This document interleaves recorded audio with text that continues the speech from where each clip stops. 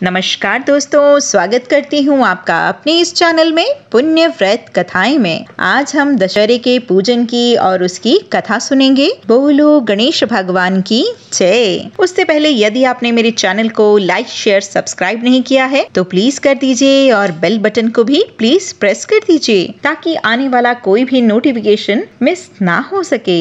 तो आइए शुरू करते हैं। बोलो गणेश भगवान की जय। अश्विन शुक्ल पक्ष दशमी को दशहरा पूजन आता है। दशहरा आटे से मानते हैं दशहरे को।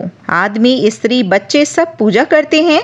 इस दिन सवेरे दशहरे के लिए आटा मानते हैं।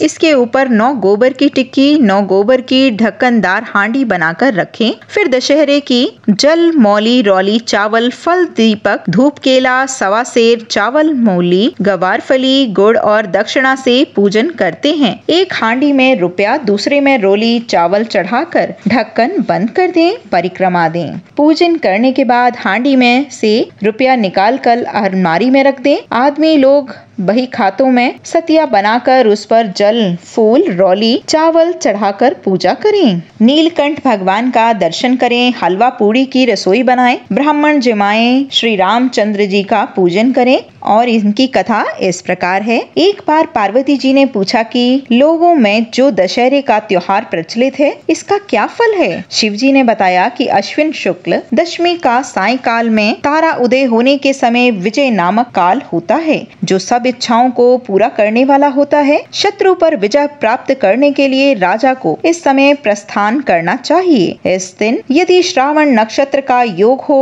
और भी शुभ हो जाता है। मर्यादा पुरुषोत्तम भगवान रामचंद्र ने इसी विजय काल में लंका पर चढ़ाई की थी। इसीलिए यह पवित्र दिन बहुत पवित्र माना जाता है और क्षत्रिय लोग इसे अपना प्रमुख त्योहार मानते हैं। शत्रु से युद्ध करने का न होने पर भी इस काल में राजाओं को अपनी सीमा का उल्लंघन अवश्य करना चाहिए।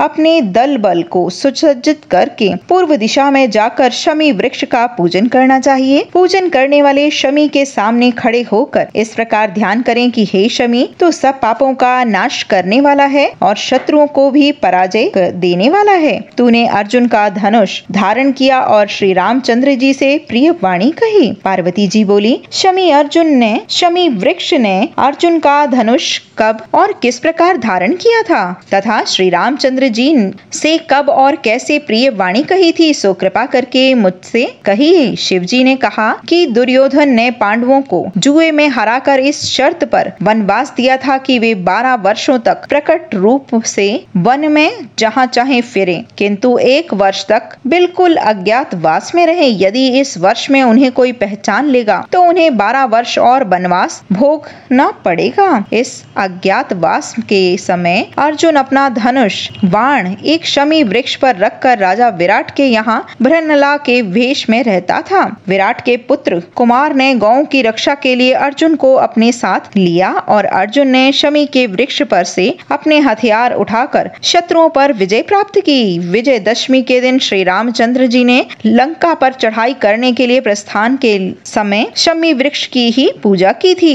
एक बार राजा युधिष्ठिर के पूछने पर श्री कृष्ण जी ने उन्हें बताया कि हे राजन, विजयदशमी के दिन राजा को स्वयं अलंकृत होकर अपने दासों और हाथी घोड़े का श्रृंगार करना चाहिए और गाजे बाजे के साथ मंगलाचार करना चाहिए। उसे उस दिन अपने पुरोहित को साथ ले जाकर पूर्व दिशा में प्रस्थान करके अपनी सीमा से बाहर जाना चाहिए और वहां वास्तु पूजा करके अष्ट दिक्पालों तथा पार्थ देवताओं की वैदिक मंत्रों से पूजा करनी चाहिए। शत्रु की मूर्ति अथवा पुतला बनाकर उसकी छाती में बाण लगाएं और पुरोहित वेद मंत्रों का उच्चारण करें। ब्राह्मणों की पूजा करके हाथी घोड़ा अस्त्र शस्त्र आदि का निरीक्षण करना चाहिए। यह सब किया सीमांत में करके अपने महल में लौट आना चाहिए।